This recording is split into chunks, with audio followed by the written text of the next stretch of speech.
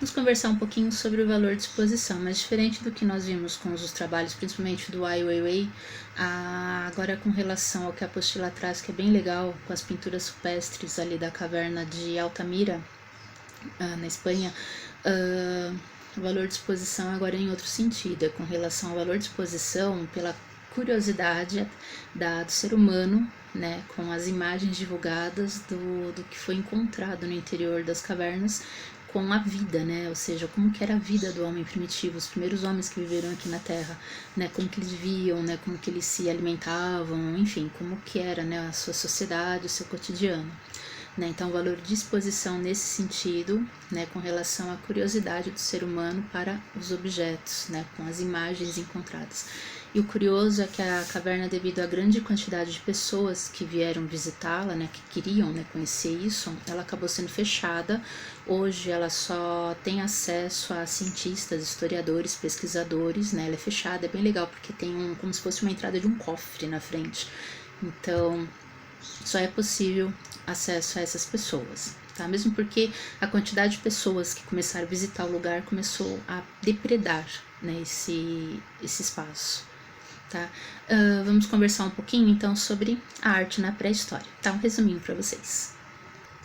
Uma curiosidade, para a gente chamar de história, né, no caso, para a gente considerar que a história seja uma ciência, é preciso que os fatos sejam comprovados cientificamente. Para que isso ocorra, é preciso que, né, exista a escrita, né, ou seja, documento oficial, né, que a documente. Só que se a gente parar para pensar, a arte ela já existe muito antes da escrita, porque os homens primitivos eles já buscavam, através das imagens, um meio de se comunicar.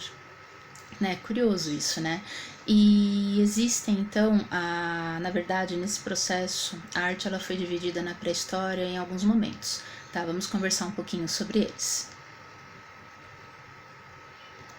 Primeiro período, período do Paleolítico, né, ou Idade da Pedra Lascada.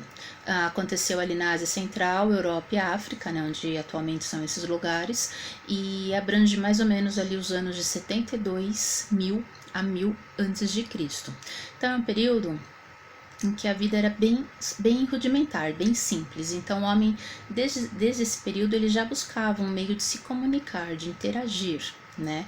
Só que a arte não era elaborado para isso, não era nada assim elaborado, não, era uma coisa bem simples. Tanto é que os primeiros registros que datam desse período são os negativos e os positivos, aqueles carimbos de mão que nós vemos em várias ilustrações, né, sobre o período paleolítico. Como eu falei, tudo que eles faziam, né, eram para a sobrevivência deles, ou seja, a natureza não intervinha assim, não intervinha no caso, eles coletavam o que eles precisavam. Então eles eram povos nômades, viviam em cavernas, né, eles caçavam, pescavam, né, coletavam, né, colhiam raízes, por exemplo, dividiam entre si, né, eles se reproduziam entre si também, e quando a alimentação naquele local ficava escassa, eles buscavam um novo local, uma nova caverna. E era um período também que existiam muitas brigas entre os povos, entre essas pessoas, porque eles buscavam outras cavernas que muitas vezes estavam habitadas por outros seres humanos. Aí temos o período neolítico, que data do ano de 10.000 a 5.000 a.C., opa, data, né? Ou também chamado de Idade da Pedra Polida, né? Ou seja, que nesse período eles já tinham os instrumentos mais aperfeiçoados, já surgem tecelagens, produzem cerâmicas para cozer, armazenar e transportar alimentos, né, água e outras coisas, já tinham conhecimento do estanho, né? Ou seja, eles já conseguiam produzir o fogo, né, eles já intervêm, eles interagem com a natureza, eles plantam, né, ou seja, eles já começam a viver em sociedade, né, já começam inclusive a construir as suas primeiras moradias. Interessante essa parte, né?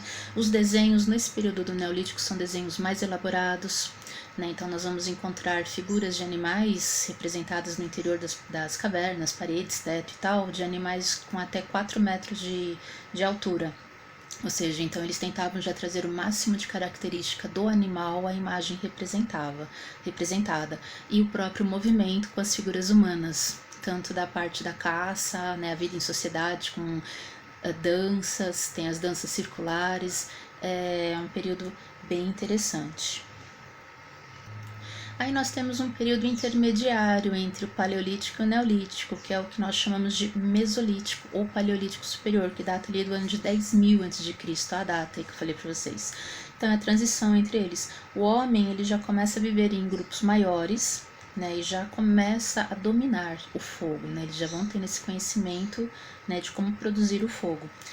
Já começam a produzir ferramentas um pouquinho mais elaboradas, pinturas em quantidades maiores. O legal é que eles vão sobrepondo as pinturas também uma com as outras.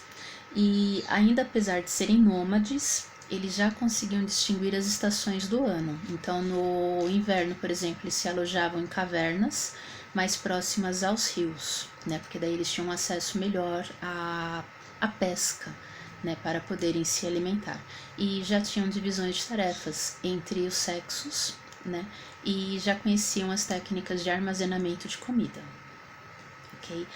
E já produziam esculturas, e essas esculturas elas eram geométricas e simbólicas. Inclusive nós temos, né, aquelas ilustrações das Vênus e tal, que são amuletinhos, né, simbolizando a fertilidade com a forma feminina. Ok? Ok? Então nós vimos um pouquinho então do período pré-histórico da arte, né? E aí a gente percebe que nem tudo que é produzido é para ser exposto como uma obra de arte. Existem outros tipos de valores dos objetos produzidos, por exemplo, a fotografia tem um valor de memória, tem um outro tipo de valor para nós, né? Um valor de memória afetiva, né? Tem o valor de memória expositiva também, né, com as exposições de fotografia, e existem outros itens de colecionadores, inclusive, então, sei lá, coleções como figurinhas, carrinhos, tem um valor diferente para vocês. Existem exposições disso, às vezes, ou não, é apenas o seu valor, o valor de colecionador que temos. E nós vemos, então, agora, né, vimos, né, o melhor dizendo, a arte parietal, né, que ela é feita em paredes ou superfícies rochosas, né, os diferentes tipos de materiais que são utilizados para realizar essas obras. Então, às vezes, o homem produzia sua tinta com restos de sangue, né, vísceras misturados à terra, plantas, eles produziam essa tinta. Então, até que ponto que os registros, né, a mão, o desenho, uma forma de comunicação, né, um animal desenhado no interior de uma parede.